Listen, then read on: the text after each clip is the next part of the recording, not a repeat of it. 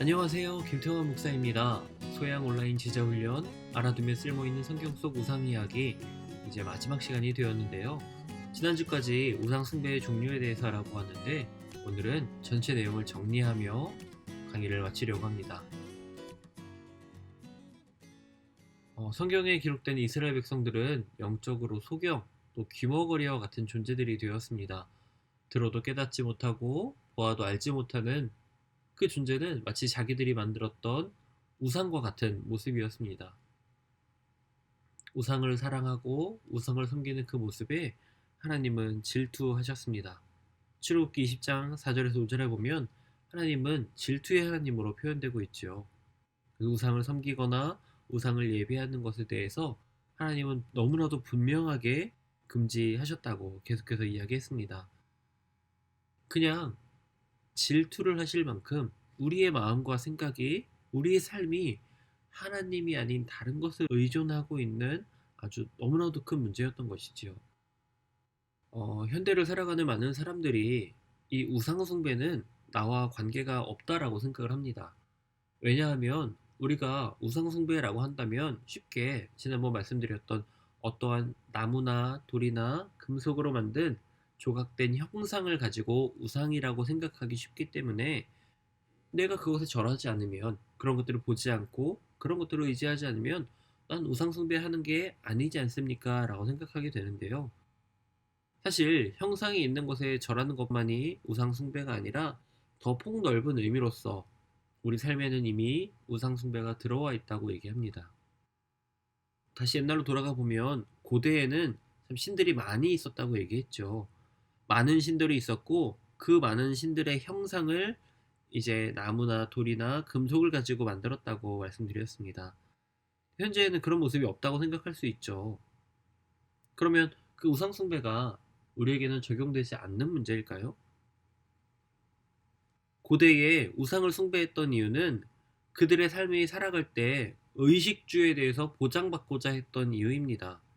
자신들의 식량의 문제와 또 부족의 힘을 기르는 문제에 있어서 더 잘 살고자 했던 마음이, 그리고 내가 다른 사람보다 많이 갖고 많이 누리고자 했던 그 마음이 결국에는 우상을 숭배하게 되었던 것이지요.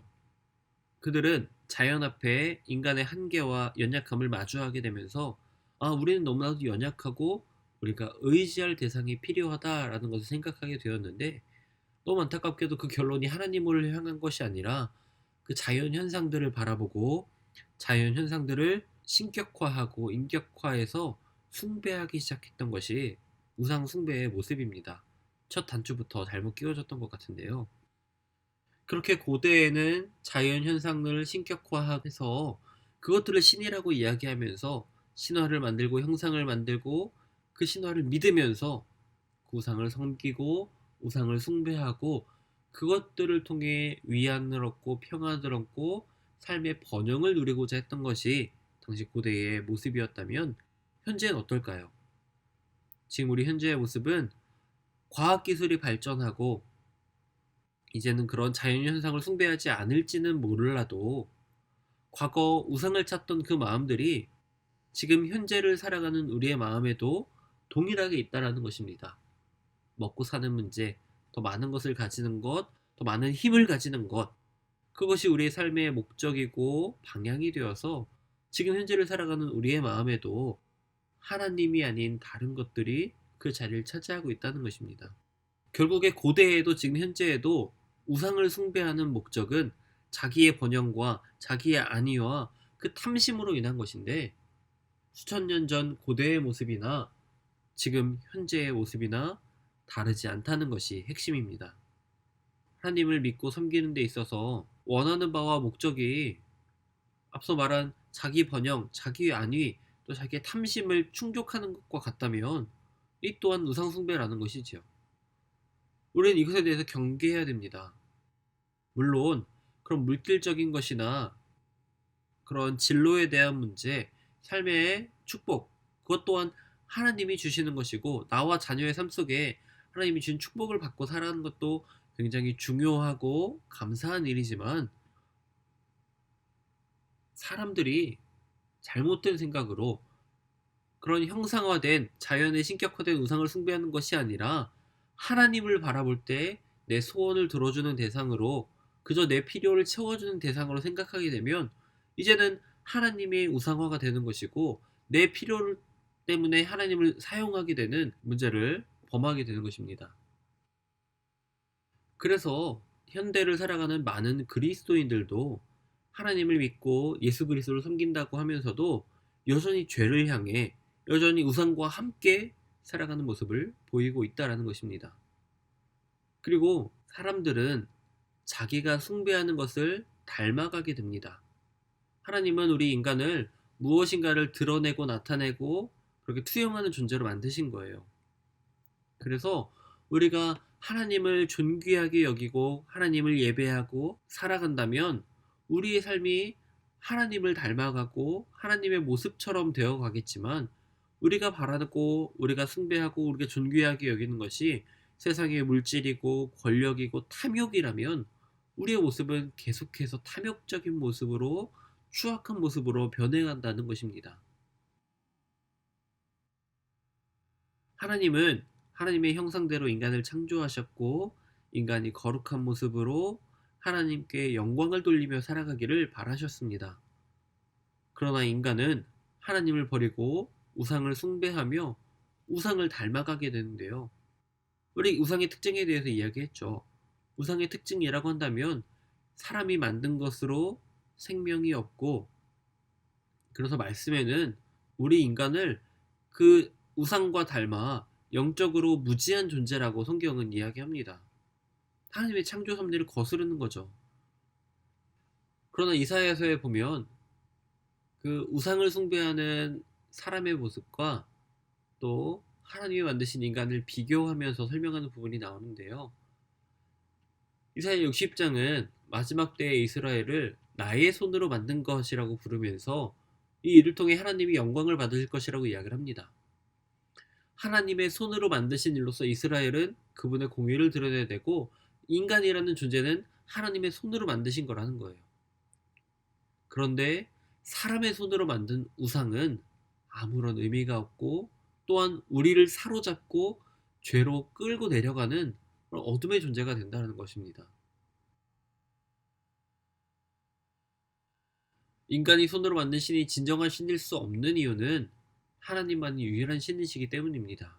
그리고 무언가를 창조하는 능력과 권한 또한 하나님께만 있는 것이기 때문에 그렇다는 것이지요. 우상을 숭배하는 사람들은 눈과 귀가 있을지라도 소경과 귀머거리입니다. 눈이 가려워져서 보지 못하고 마음이 어두워져서 깨닫지 못하고 그렇게 우상 숭배자들은 자기들이 섬기는 우상처럼 영적인 생명을 잃어버리게 되는 것입니다. 그러나 우리가 기억해야 될 것은 하나님이 세상에 속한 죄에 속한 우상의 형상에 닮아가는 우리를 다시 돌이켜서 하나님의 형상으로 재창조하시기를 원하신다는 것입니다.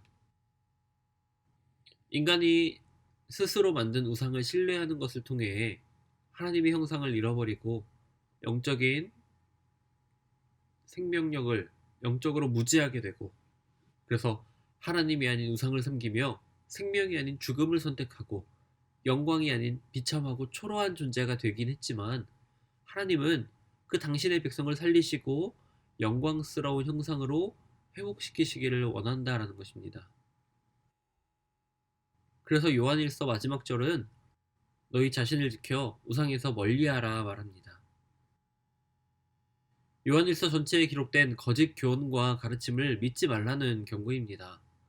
진리를 가짜로 바꾸는 거짓 교훈에 속아서 우상 숭배의 죄에 빠지지 않기를 바랬는데요.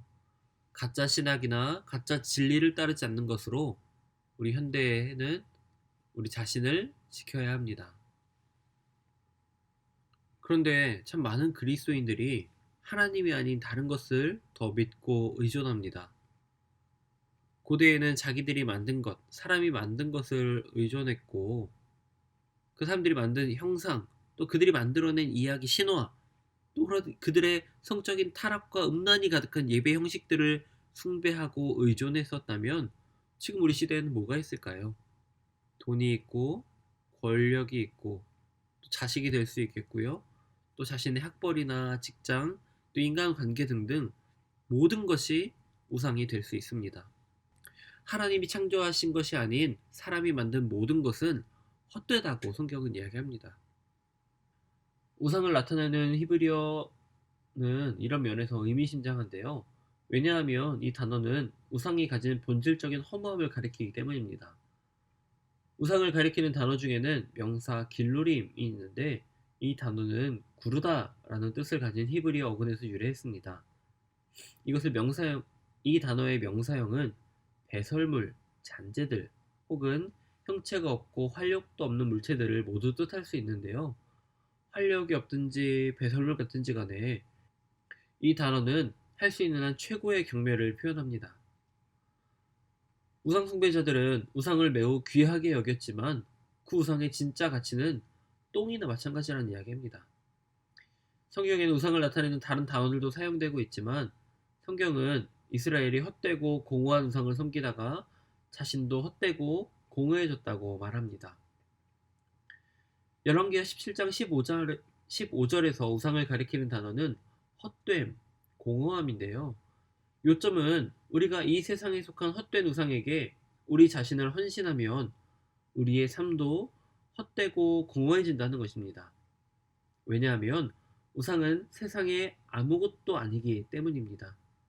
구약 성경에 나오는 우상을 가리키는 또 다른 단어는 헛되고 공허한 것으로 번역이 되는데 이것은 앞에 나온 단어와 거의 같은 의미입니다.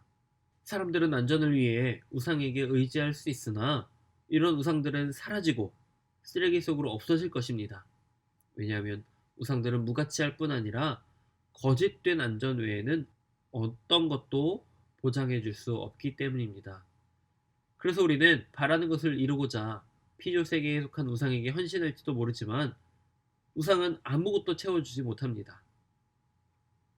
사단의 영적인 실체 말고는 다른 영적인 어떠한 권한과 능력도 이 우상들이 가지고 있지 않기 때문입니다.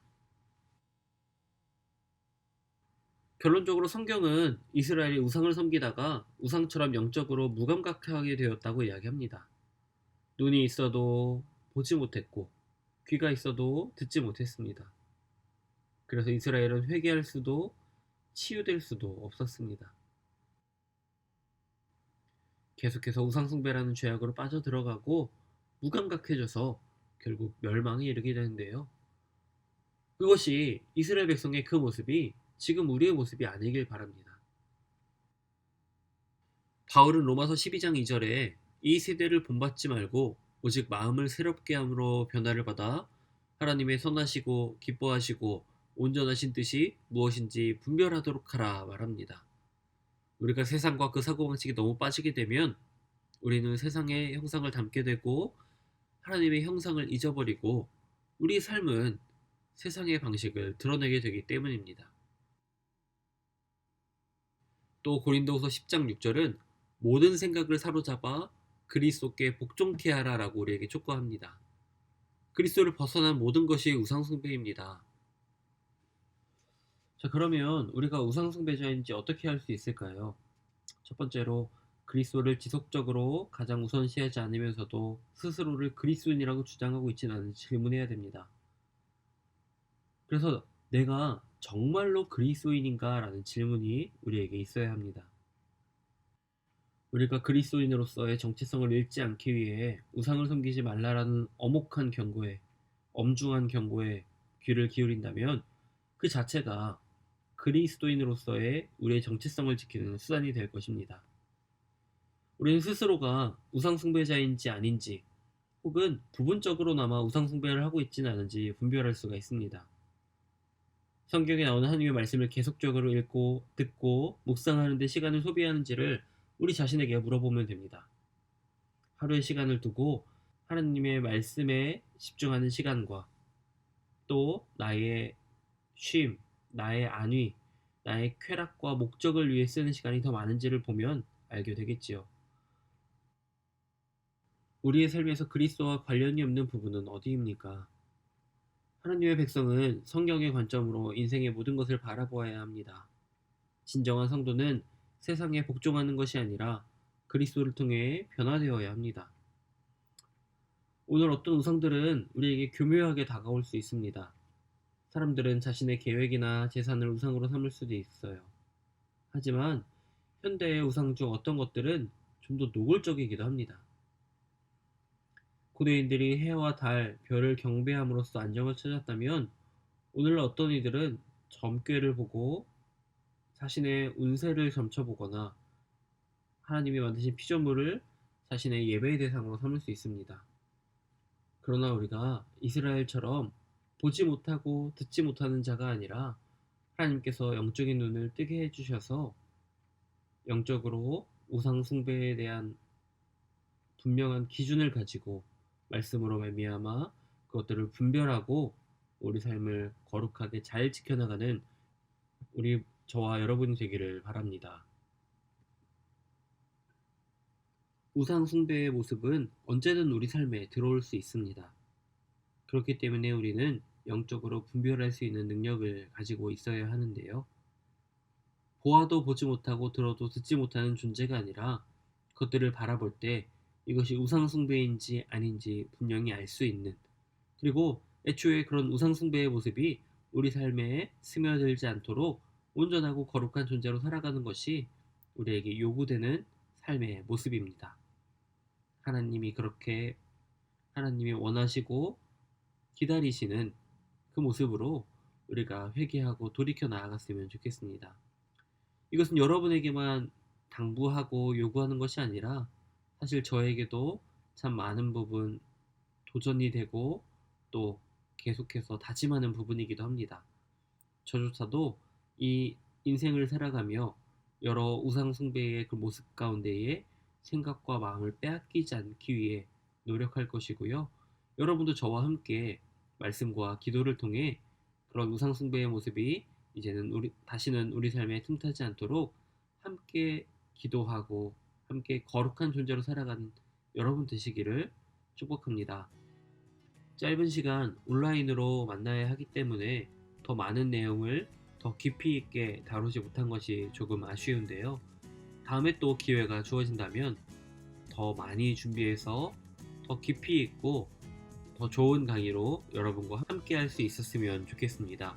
여러분 6주 동안 강의 들으시느라 고생하셨고요. 늘 삶 속에서 승리하는 우상 숭배의 유혹을 이겨내며 거룩한 삶을 살아가는 여러분 되시기를 기도하겠습니다. 감사합니다. 고생하셨습니다.